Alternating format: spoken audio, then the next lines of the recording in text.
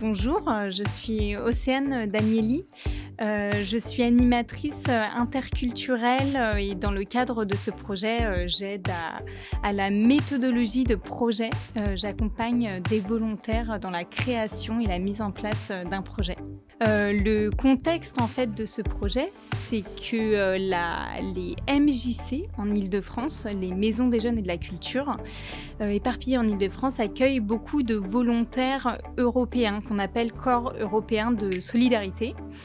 Et la fédération de ces maisons des jeunes et de la culture, donc fédération des MJC, met en place des petits programmes qui proposent à ces jeunes volontaires de se réunir et de mettre en place des choses ensemble, de créer et de s'engager. Donc le projet de cette année s'appelle le visage de la solidarité. Donc les volontaires ont décidé de mettre en place un échange d'expériences et de compétences entre les différentes MJC. Et le tout sera fait sous forme de reportage tel qu'on est en train de le faire en ce moment.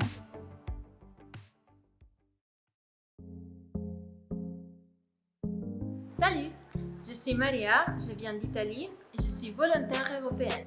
Ma mission se déroule dans deux structures, tous les deux à Paris, la MJC Léo de Belleville et le centre paris Simon-les-Francs, où on est maintenant, au cœur de Paris.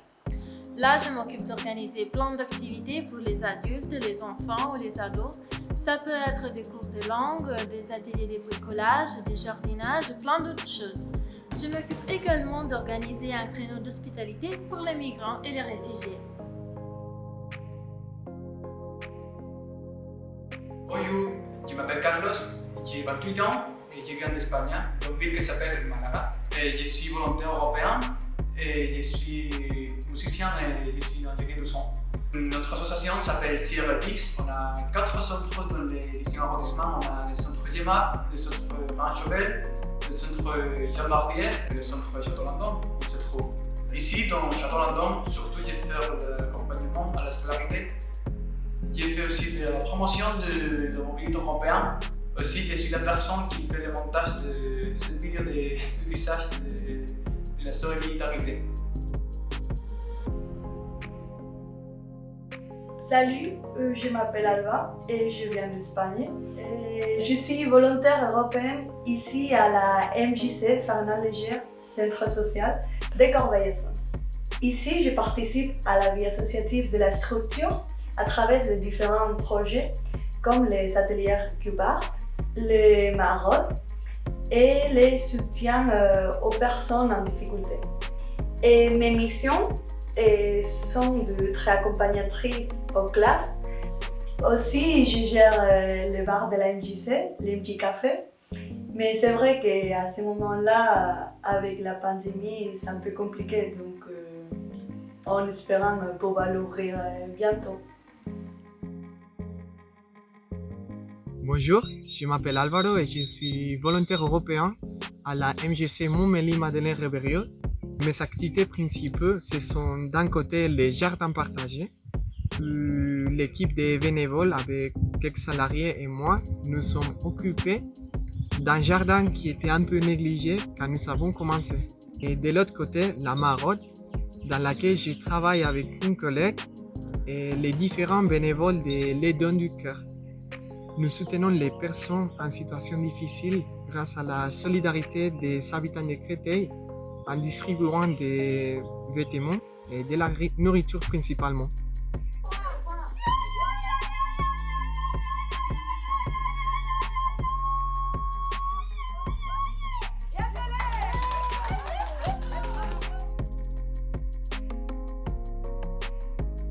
Salut, je m'appelle Alexandre. Je suis volontaire européen auprès de la Fédération régionale des MJC en Île-de-France.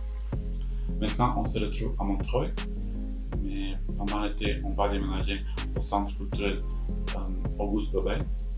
Ma mission principale est de promouvoir la mobilité internationale et le corps européen de solidarité. J'aime aider les gens et apprendre de nouvelles choses. Être volontaire est important pour moi. Je contribue à la société j'apprends et j'améliore mes compétences. Bonjour à tous, moi c'est Francesca, j'ai 23 ans et je suis italienne. Ma mission se déroule à la MJC Centre Social Internet Robinson de Chilly-Mazarin, un banlieue parisienne.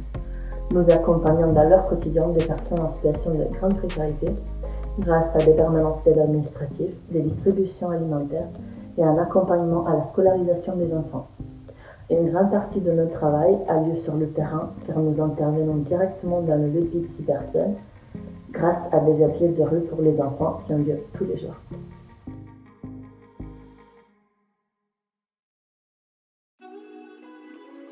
Aujourd'hui, on va organiser une activité sociale, la maraude. Cette activité s'est organisée normalement chaque 2 semaines et c'est toujours organisé pour les Dons du Cœur, que c'est une association ici à Créteil. Chaque semaine, on cherche des différents donateurs. Cette fois, ça sera la Fédération des MJC d'Île-de-France qui va financer les projets. On a déjà fait les courses et aujourd'hui, on est en train de faire la préparation du repas et après, on fera la distribution.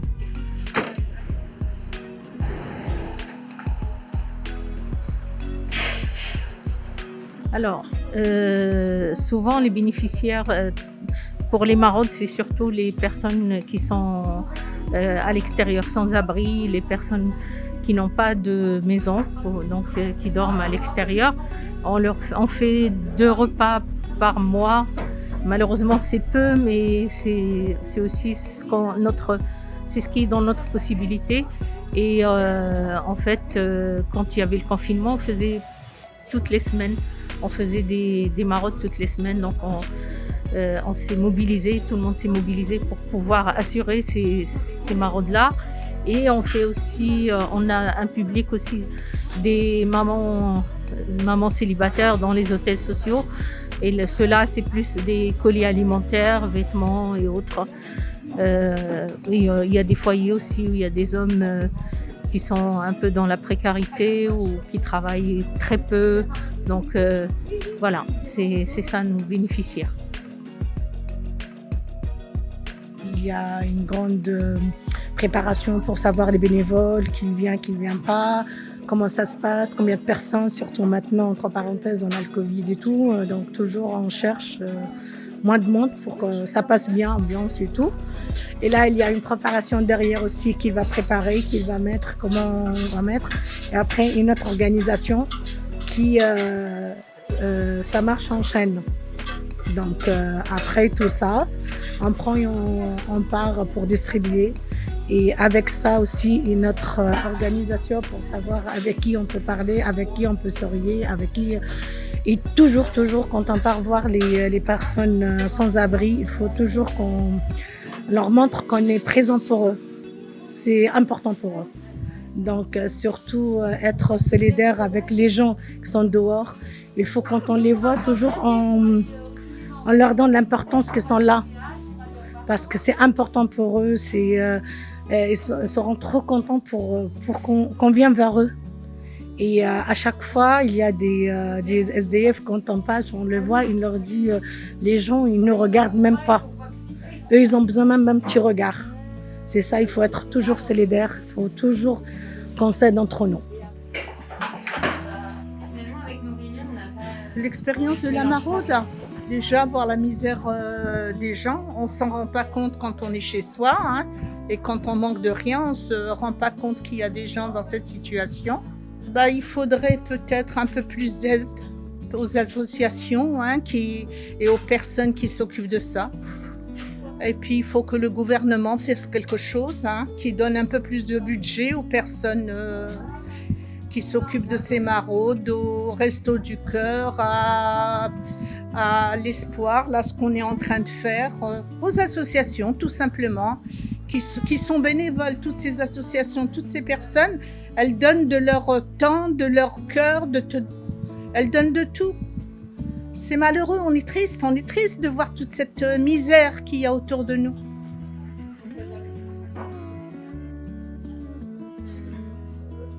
Une fois, il y a un SDF qui m'a dit, il m'a dit, je me sens transparent.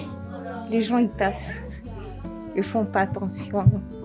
Et franchement, c'est touchant. C'est touchant. Il faut que toi, tu réalises vraiment beaucoup plus en toi. Cette expérience, c'est dévouement, engagement et partage. L'expérience d'aujourd'hui en 3 mots, donc solidarité, convivialité et rencontre humaine.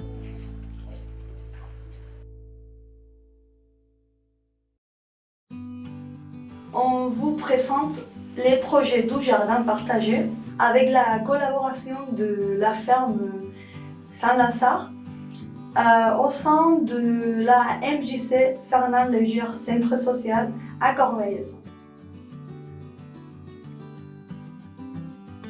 La MJC, c'est une maison d'éducation populaire dans laquelle on mène plusieurs activités ou plusieurs secteurs d'activité. On va dire on a une partie culturelle et une partie sociale. Pourquoi un jardin partagé ? Premièrement parce que c'est un projet qui permet de convier l'ensemble des personnes qui viennent sur la structure à participer à un projet en commun. C'est aussi un projet qui est en lien avec la cuisine, puisqu'on a aujourd'hui une cuisine professionnelle qui nous permet de développer tout un axe autour d'une part la pratique culinaire, mais aussi toute l'information autour de la santé. Et l'idée, c'était de faire une passerelle de la nature à l'assiette, et donc en passant par l'esprit, c'est-à-dire la réflexion autour de comment on se nourrit, qu'est-ce qu'il est bon de manger, et de pouvoir le mettre en pratique au travers de ce jardin partagé.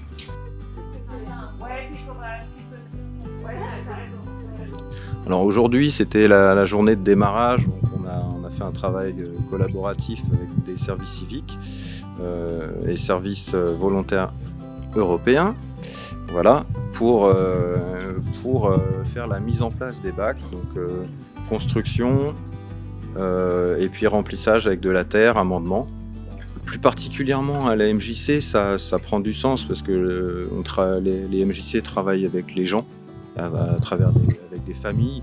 Et ici, on est quand même dans un tissu urbain assez dense. Les gens sont finalement assez déconnectés de la nature et ils n'ont pas tous la chance d'avoir un petit espace pour mettre les mains dans la terre.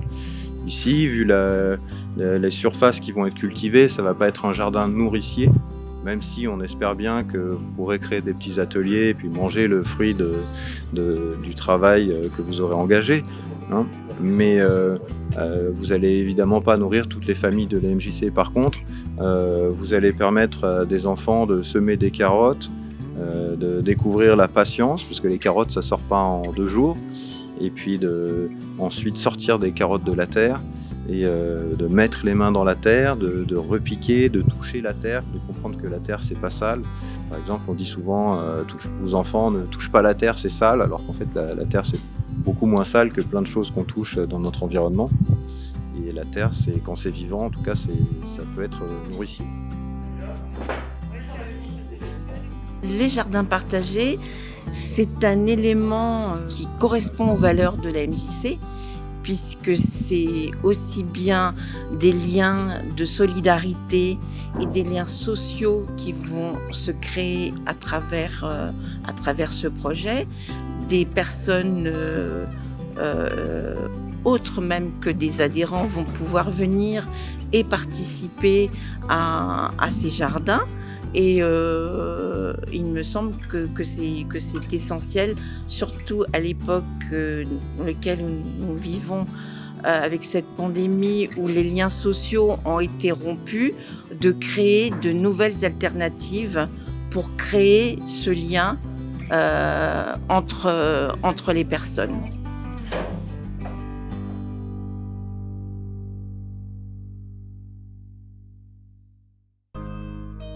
Vous êtes les bienvenus chez les centres Perianim pour Simon Lefranc. Aujourd'hui, c'est la journée de la solidarité. C'est une initiative animée et conçue par les volontaires du Corps européen de solidarité. On est 6 volontaires, chacun d'entre nous a proposé un atelier. C'est une journée avec plein d'ateliers gratuits pour les enfants. On va faire plein de choses entre bricolage, danse, écriture, de la musique. Du coup, merci les centres pour nous avoir accueillis. Merci tous les bénévoles pour avoir participé. Et je vous dis, rejoignez-nous.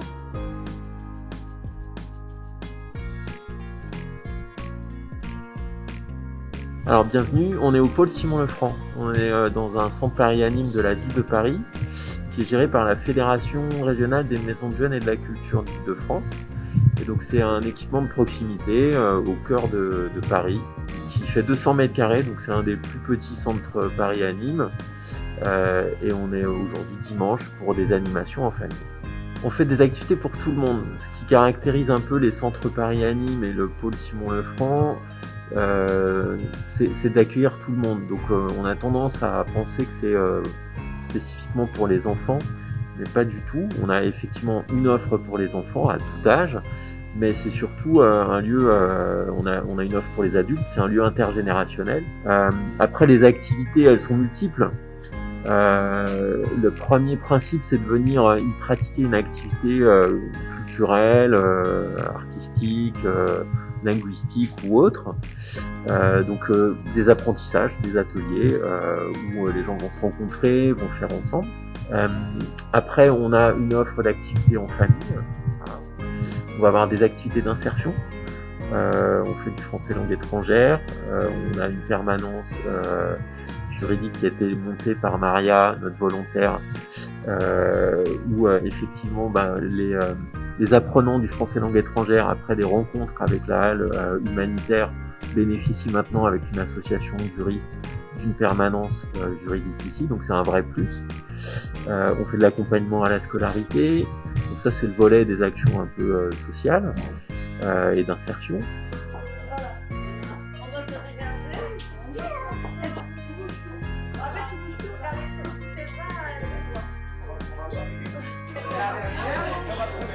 Alors du coup, moi je suis Julie, je suis animatrice au pôle Simon Lefranc depuis maintenant 3 ans. Je suis animatrice d'accueil, donc principalement j'accueille les gens, je les renseigne, je fais un suivi sur les activités, les inscriptions. J'ai également un lien étroit avec les animateurs et les usagers, puisque quand on est à l'accueil, on est un peu les premiers qu'on voit, donc il faut qu'on fasse bonne impression et qu'on ait envie de donner aux gens de venir chez nous.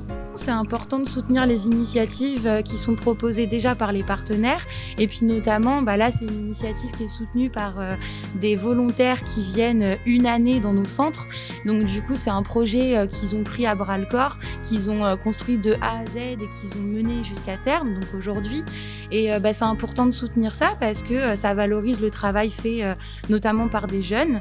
D'un point de vue local, c'est important parce que ça dynamise le territoire, ça permet à des familles de venir faire des activités à plusieurs, donc se retrouver, entretenir un lien social.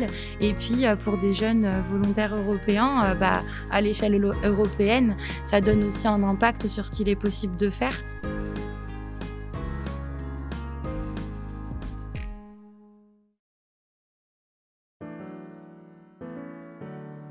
C'est le partage, c'est le vivre ensemble, c'est penser aux autres comme on pense à soi, c'est sentir la douleur des autres et aller les voir sur place.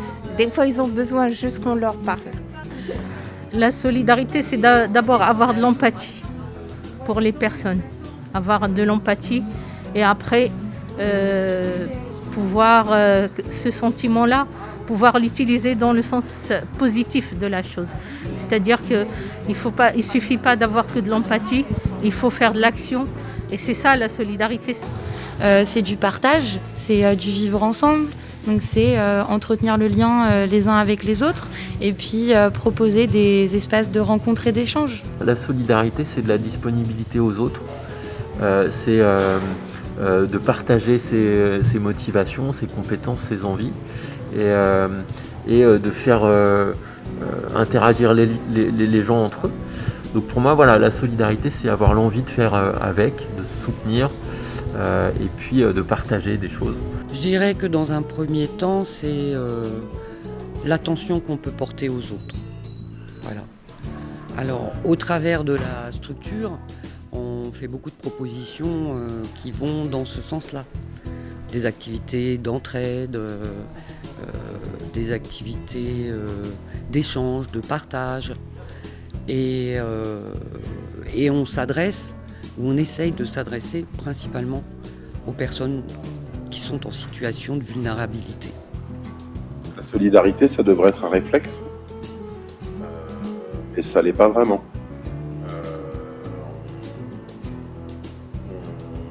On est souvent obligé de la provoquer. Le réflexe solidaire des individus ou des collectifs d'individus n'est pas forcément naturel. Maintenant, on vient de vivre une période qui nous prouve un peu le contraire.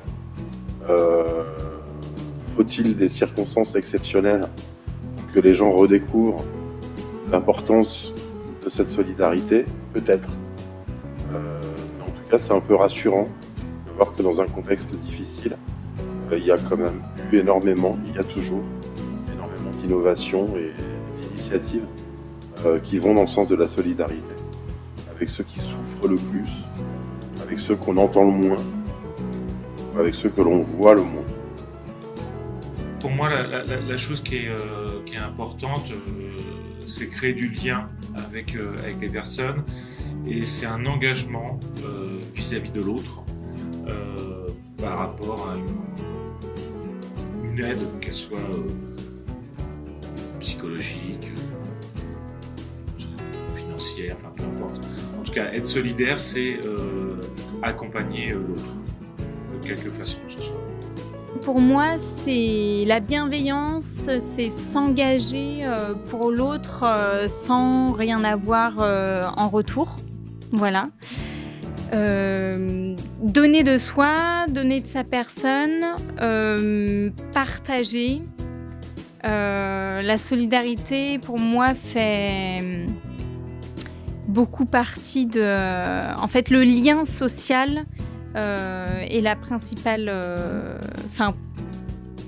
est le cœur de la solidarité, en fait. Les relations et la bienveillance. La solidarité, pour moi, c'est quelque chose qui n'a pas de sens si on ne le construit pas. C'est-à-dire que c'est quelque chose qui est une incantation, un mot vain. Aujourd'hui, on est quand même dans une période où, curieusement, ce sont les institutions publiques et politiques qui en appellent à la solidarité de la population, au lieu plutôt de leur fournir les sécurités sociales élémentaires auxquelles la population a droit. Nous, la solidarité, c'est quelque chose sur lequel on ne compte pas au départ. On ne va pas demander aux gens qui viennent ici de faire preuve de solidarité avec les autres, mais plutôt en étant avec nous, elles vont connaître les autres, elles vont reconnaître chez les autres des difficultés qui sont semblables aux leurs, et à partir de là, il va y avoir un sentiment d'identité, il va y avoir de la sympathie qui va se développer, et là oui, entre nous, il va y avoir une forme de solidarité qui va exister.